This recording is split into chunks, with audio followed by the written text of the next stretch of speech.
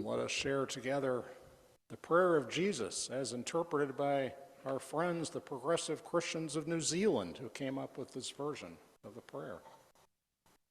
Eternal Spirit, Earth Maker, Pain Bearer, Life Giver, Source of all that is and all that shall be, Father and Mother of us all, loving God, in whom is heaven, the hallowing of your name echo through the universe. The way of justice be followed by all the peoples of the world. Your heavenly will be done by all created. May your commonwealth of peace and freedom sustain our hope and come on earth with the bread we need for today. Feed us. With the forgive us. In times of temptation and test, strengthen us. From trials too great to endure, spare us. From the grip of all that is evil, free us. For your reign and the glory of the power of love, now and forever. Amen.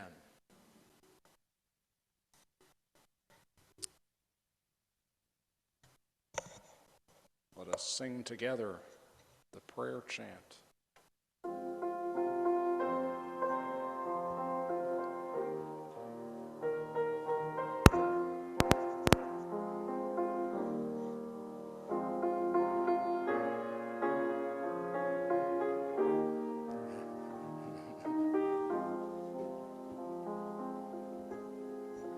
Mira que te mira,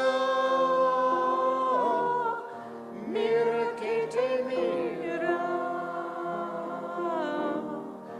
mira que te mira, mírale, mira que te mira, mira que te mira.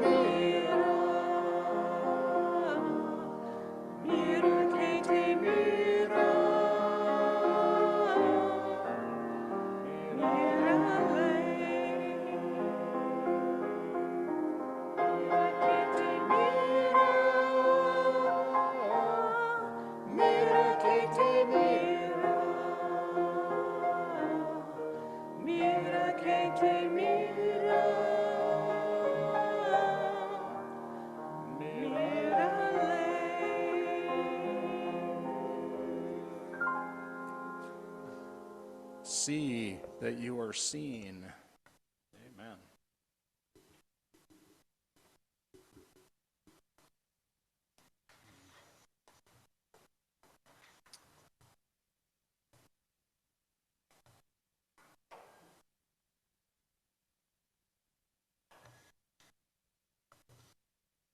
Question. Have any of you ever eaten something that was really good, and you ate it, and you had no idea what it was made out of? Anybody? Anybody? You really didn't have much of a clue what it was made out of at all, but it was really good. It was made out of something. Yes, Cal, what? It was on my honeymoon in Mazatlan. We went to a tiny little restaurant. We were probably the only ones there. I ordered soup, and the only thing I could say was black mud soup. Black mud soup. It tasted really good. I wasn't really sick the next day, but I don't know if it was good. It was good, though. It was good. Mysterious soup. Very delicious. Very delicious. Provenance unknown. Yes? Probably mole. Mole. Okay, mole. Anybody ever been to the Grand Central Market downtown LA to the mole store? Oh my God. Oh, you can't even believe. Go. It's worth a trip to DTLA just for the mole, okay? It's crazy. This stall, and it must have, I don't know, like 30 different kinds of mole in it. It's amazing. And you get to taste it. It's awesome. Mole. What's in mole? Who knows? Chocolate. That's what's weird, right? What's in it? Chocolate, chili, and sesame. Sesame. other things thrown into different moles, right? But you taste this stuff and you go, I can't tell what it, okay, you're telling me what it's made out of, but I can't taste that. I can't tell. It's its own thing. Curry. Ever had different kinds of curry? What's in curry? Do you have any idea what's in curry? All sorts of stuff is in curry, right? I can't tell you what's in it. I never studied up on that, but boy is it good, and there's so many different kinds. And you can't tell what it's made out. You can't tell what the constituent elements of it are. It's magical stuff, yes? You might say it's a kind of alchemy. What's alchemy? Alchemy is this medieval practice that was flourishing back in the day of people trying to make gold out of lead or copper. Good luck with that. It's not how it works. But they didn't know that that's not how it works, and you can't do that. I mean, maybe you could do it in an atom smasher, but you wouldn't get much of anything doing that either, right? Particle accelerator. But they made this effort for a long time. Bubble, bubble, toil and trouble. You can see the images of it, right? These flasks, God knows what's coming out of it. They didn't know it themselves. They died because they inhaled bad things where they were trying to make gold. It was bad, but they kept trying. But there was this other element of it too. It wasn't just trying to make gold. It was it was a spiritual process too. It was connected to the spirituality, the idea that you could transmute elements. Physical elements, but also spiritual elements. You could transmute the mortal into the eternal, the physical into the spiritual. So there was a religious element to this at the time as well. I think we experience alchemy in these mysterious foods that we eat that are delicious, and soups that are delicious. Think of it, soup. What is that? It's like all sorts of stuff, and when it's pureed, you can't tell what's in it, but boy is it good. It's alchemy. You've made it something more than the sum of its parts. Yes? How about you? Are you not mole? Are you not curry? Are you not mud soup from Mazatlan? Are you not something more and different and even better than the stuff you're made out of, all the different pieces and parts of who you are, physically, but also spiritually, emotionally, your personal story? Think of people that you know that have been through a lot of tough stuff. Folks in this room. People you know have been through some really rough times of various kinds.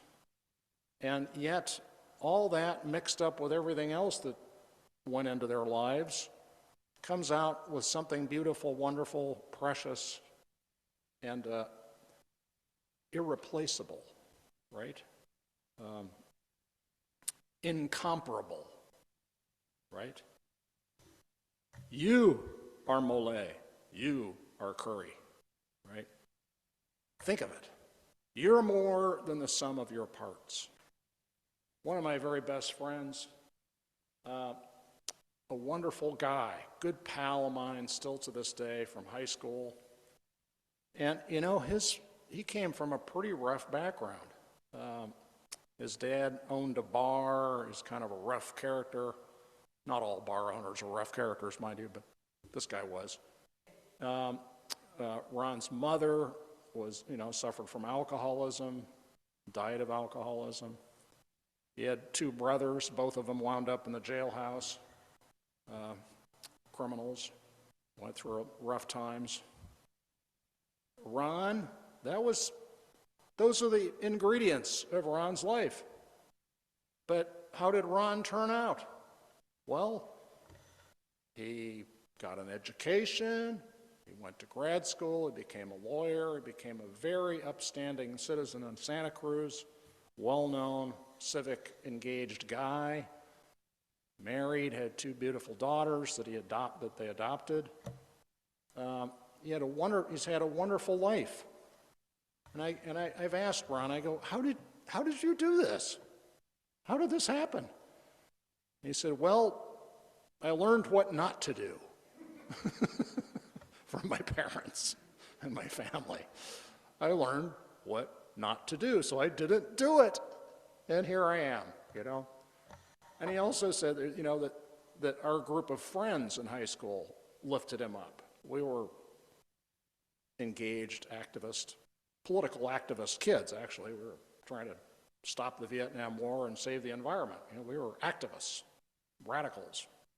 And that group of kids around him lifted him up. It gave him a purpose, it gave him something to live for, and gave him goals in life. So my dear friend Ron is more than the sum of his parts. Yes, he is mole. He is curry. He is really good soup. He's a soupy guy. And so are you. Think of it. Think of all that went into making who you are, right? And look at the difference between who you are and all the pieces that went into that. We are more than the sum of our parts. What made Jesus different in his time? Jesus, there were lots of people in the first century who claimed to do miracles. People were attributed with all sorts of paranormal abilities. Miracle workers, normal in the first century. Resurrections, normal, happened all the time. Virgin birth, the Caesar Augustus was said to have been born of a virgin. No news. So what was special about Jesus? None of that stuff, really, that I think a lot of Christians make a big deal about. It's like, oh, miracle worker, he could do this, he could do that, he could walk through walls, whatever. No, what made Jesus very special was that he would have dinner with anybody, right? He would sit down and have dinner with anybody. Tax collectors, Samaritans who were outcasts, Romans, Gentiles, terrible. Pharisees, Sadducees, Zealots, everybody. He shared dinner with them all. He would invite himself to dinner. When was the last time you did that? Socially inappropriate? Maybe. But, magic happens sometimes when you step outside of social propriety. Certainly happened with Jesus.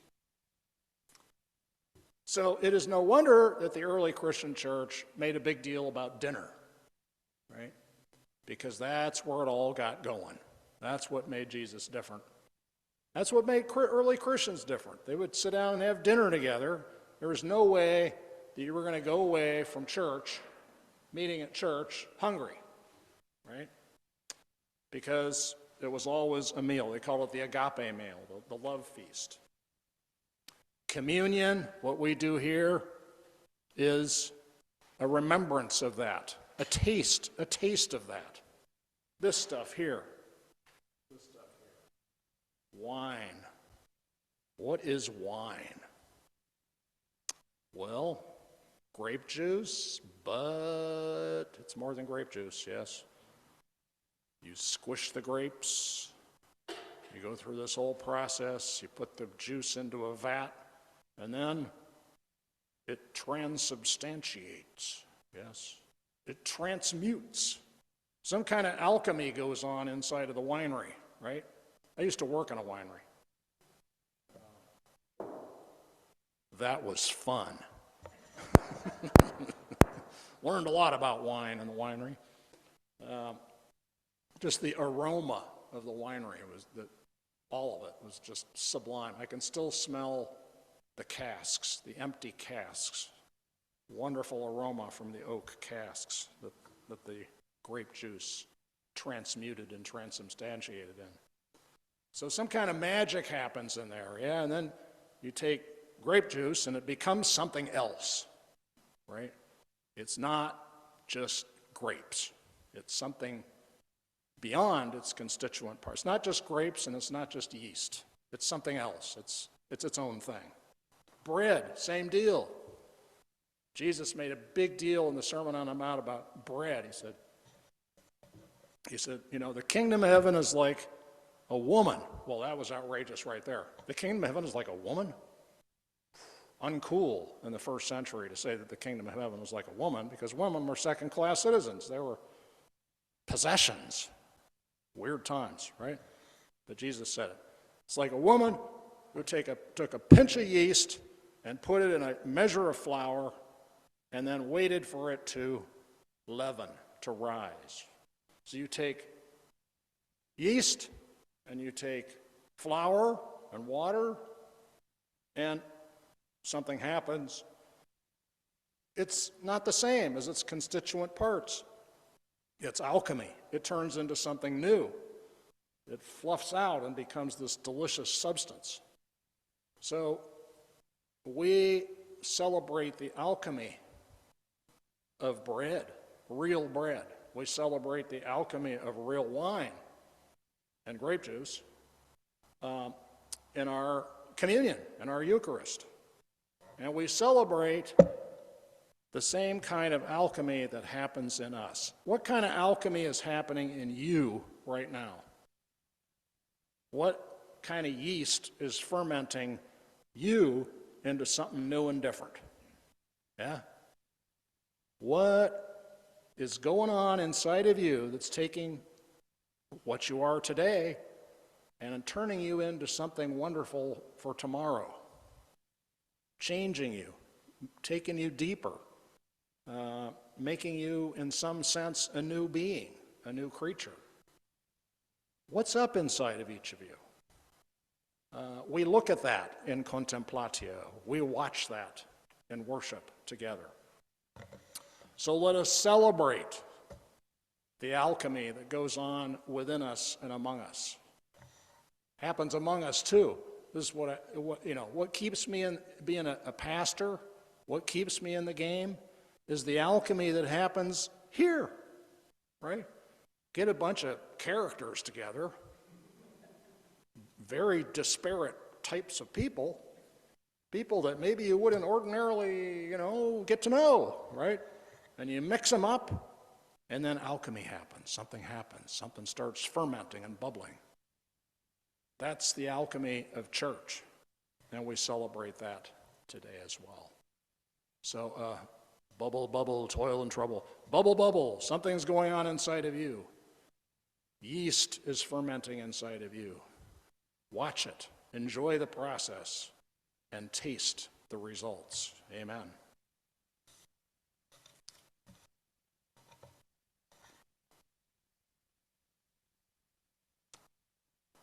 And let us now celebrate the Eucharist together.